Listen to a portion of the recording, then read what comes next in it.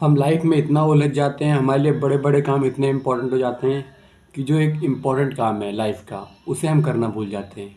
यार बाहर निकलना, थोड़ा सा घूमना टहलना, आप कुछ भी नहीं करो, बस इधर से उधर चक्कर लगा रहे हो, वो एक लाइफ को बहुत अच्छा बना सकता है। जो भी आप काम करोगे उसमें बहुत अच्छी क्वालिटी प्रदान कर सकता है।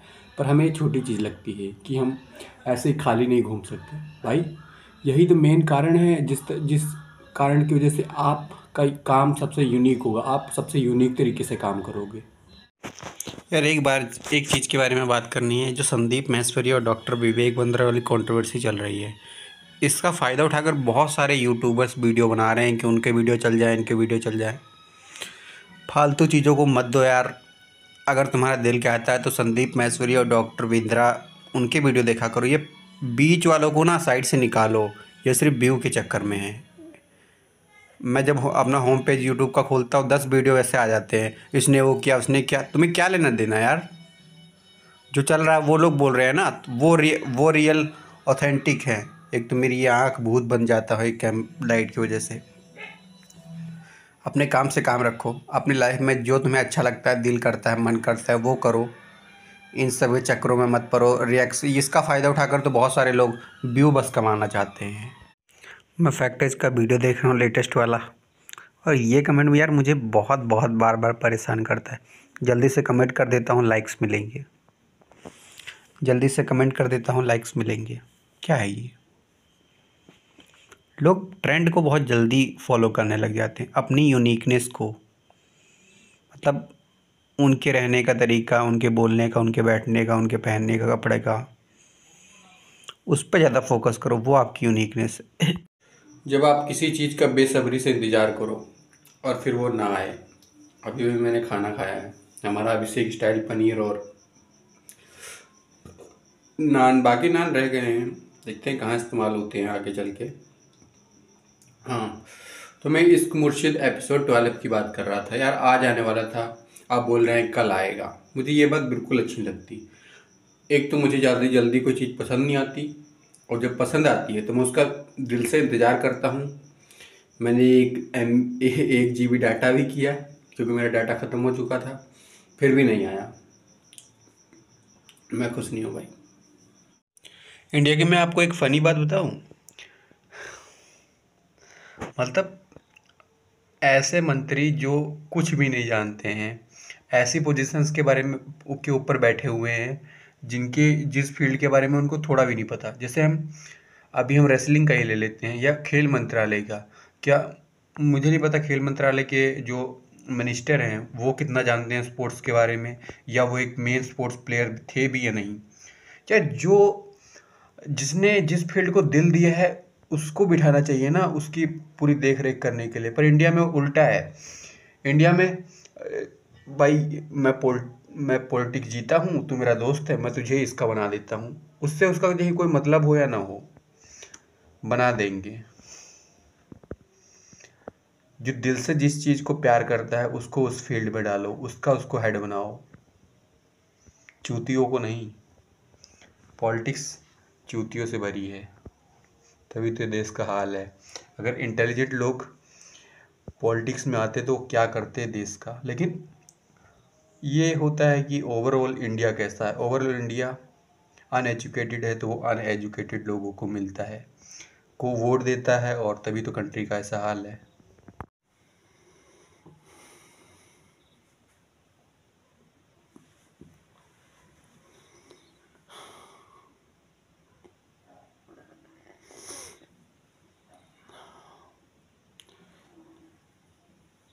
ऐसा क्यों होता है कि हमारे जब हम कुछ बुरा देखते हैं या हम बुरे काम के खिलाफ बोलते नहीं हैं, हमारे चेहरे पे क्यों नहीं दिखता। हमारे मेरे बॉडी के अंदर वो ऐसी वाइब्रेशन हो रही है, पर हमारे मेरे फेस पे वो नहीं दिख रहा।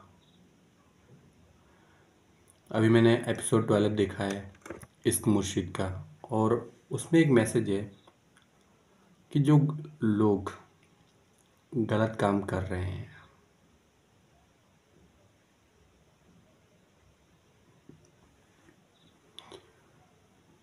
उनको हम सपोर्ट कर रहे हैं।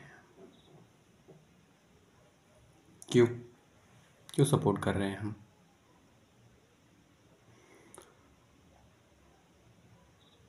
सुबह से लेकर शाम तक हज़ारों ऐसी चीज़ें होती हैं हम सभी की लाइफ में जो कि गलत है, पर हम उसके खिलाफ नहीं बोलते। क्यों नहीं बोलते हम? आई नो कि हमने अपनी लाइफ को या अपने बॉडी को ऐसे ढाल लिया है कि जब तक हमारी जान पे ना आ जाए तब तक हम बोलते नहीं हैं। और वहीं आई थिंक वही हम लोगों की प्रॉब्लम्स का कारण है। आपकी लाइफ में अगर प्रॉब्लम्स हैं, बहुत सारी प्रॉब्लम्स हैं, तो इसका मतलब डायरेक्ट मतलब है कि आप ज़्यादातर बोलते ही नहीं हो गलत चीज़ों के खिलाफ। होती रहती हैं, आपको कोई फ़र्क नहीं पड़ता। आपकी लाइफ में अगर कम प्रॉब्लम्स हैं तो इसका मतलब आप थोड़ी सी, अगर इसका मतलब आप बोलते हो प्रॉब्लम्स के बारे में, राइट? आप बोलते हो कुछ गलत होता है तो, पर हर प्रॉब्लम के लिए आप भी नहीं बोलते। मैं ही पहले हर प्रॉब्लम के लिए लाइफ में बोलता था, और मैं कहीं ना कहीं मुझे इस समय सेपरेशन महसूस होता है कि कुछ गलत चीज़ों के खिलाफ मैं नहीं बोलता। अगर बात की जाए कि जैसे कि आप अभी के टॉप के उठा लो, रसिया यूक्रेन वॉर चल रहा है, 1000 लोगों की जान जा रही है। हम सब क्या कर सकते हैं? कुछ कर सकते हैं?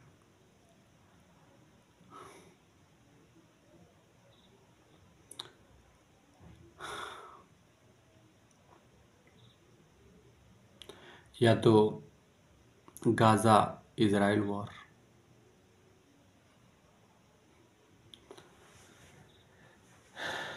मैं बहुत बार सोचता हूँ कि यार हम एक इंसानों पर कुछ नहीं कर सकते, या तो हमें पता ही नहीं होता कि ऐसा हो रहा है। पर इंटरनेट है तो आजकल हमें सब चीज़ पता चल जाती है।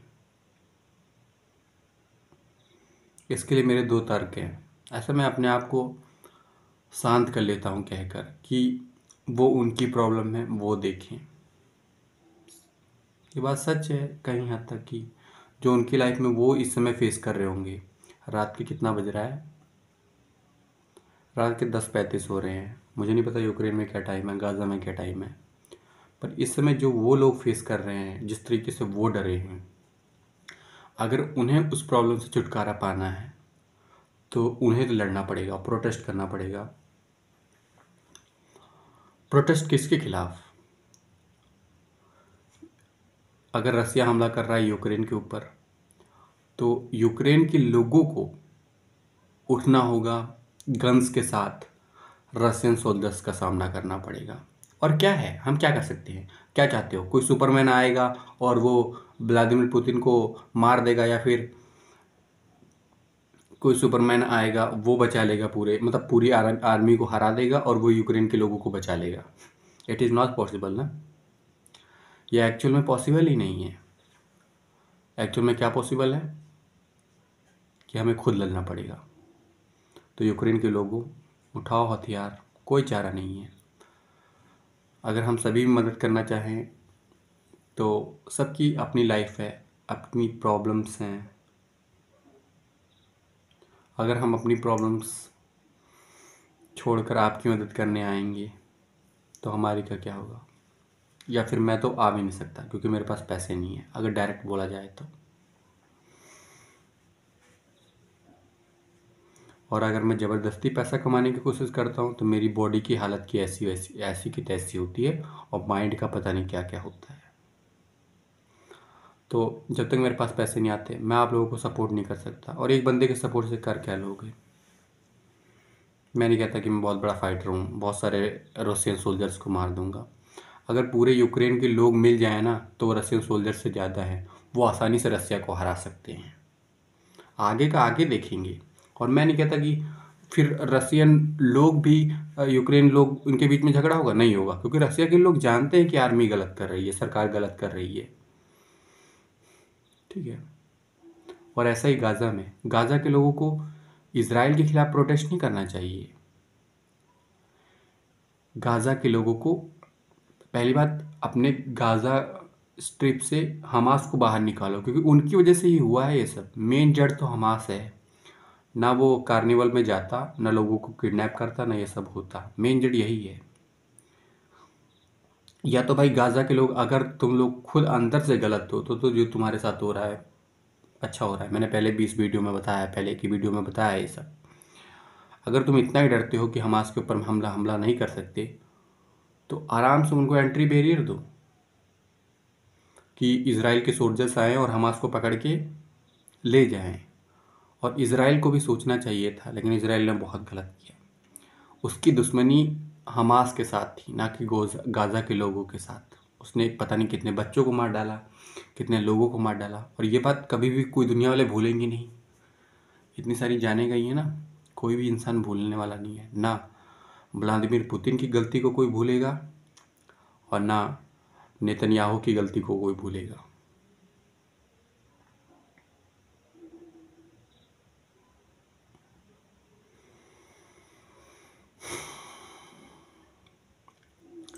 अभी तक के लिए मैं बस इतना ही कह सकता हूँ। हम सभी की लाइफ में प्रॉब्लम होती हैं, पर वो प्रॉब्लम इतनी बड़ी नहीं है यूक्रेन और गाज़ा की जैसी, पर छोटी छोटी होती हैं। और अगर तुम्हें दिल से लगे ना कि इसके खिलाफ़ बोलना चाहिए, तो बोल दो।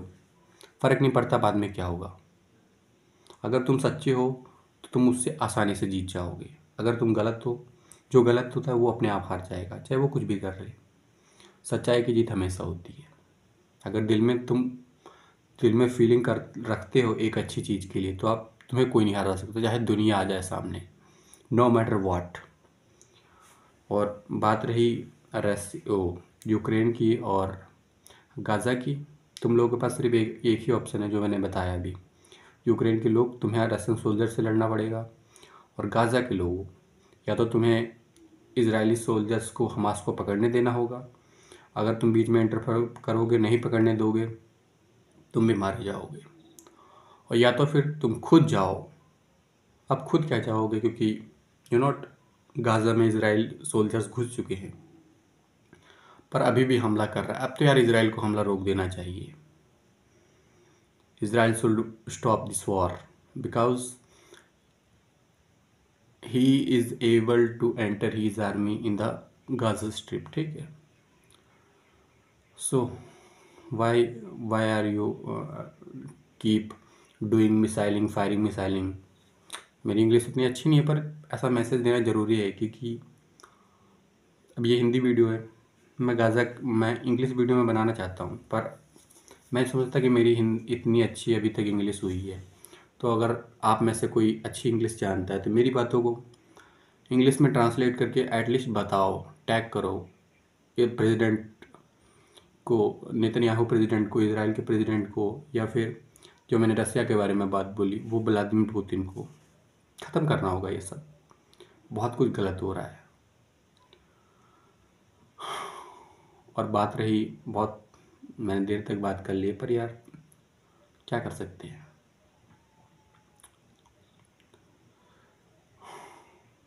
बात रही हमारी डेली प्रॉब्लम्स की, डरो मत यार, धीरे धीरे ही लड़ना शुरू करो। आई नो कि तुम्हारी कंडीशन वैसी हो चुकी है कि तुम छोटी प्रॉब्लम्स के खिलाफ कुछ बोलते नहीं हो, पर यू नॉट, छोटी बड़ी कुछ नहीं होती, प्रॉब्लम्स तो प्रॉब्लम्स होती हैं।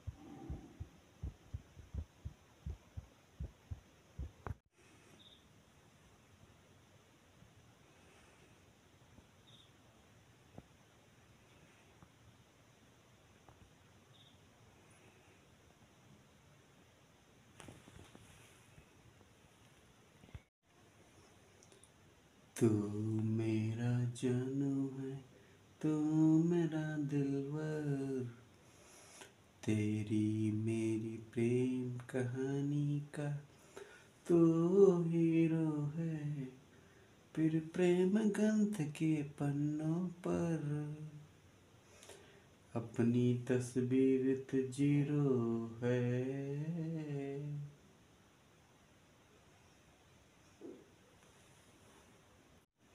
तू मेरा जानू है, तू मेरा दिलवर है, तेरी मेरी प्रेम कहानी का तू हीरो है। तू मेरा मेरा जानू है, तू मेरा दिलवर, तू मेरा जानू है, तू मेरा दिलवर, तेरी प्रेम कहानी का तू हीरो है। प्रेम प्रेम ग्रंथ के पन्नों पर, फिर प्रेम ग्रंथ के पन्नों पर अपनी तस्वीर तुझीरो है। तू मेरा जानू है, तू मेरा दिलवर है, तू मेरा जानू है, तू मेरा दिलवर है, तेरी प्रेम कहानी का तू हीरो है। फिर प्रेम ग्रंथ के पन्नों पर अपनी तस्वीर तुझीरो है।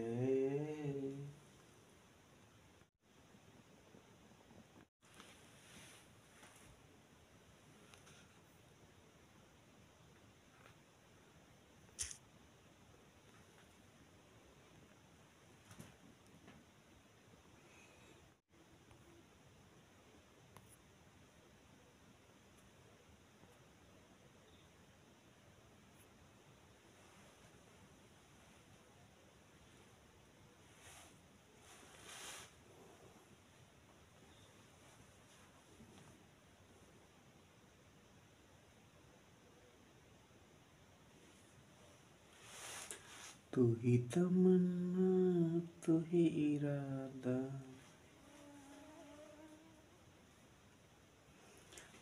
जो माइंड में और दिल में गाना बज रहा होता है वो रियल में जुबान से नहीं निकलता। फीलिंग के अंदर मतलब दिल के अंदर जो गाना चल रहा होता है ना, जब आप सोए होते हो, लेटे हुए होते हो, वो जुबान से बयां नहीं होता। जाने तमन्ना, जाने इरादा, सोचा नहीं।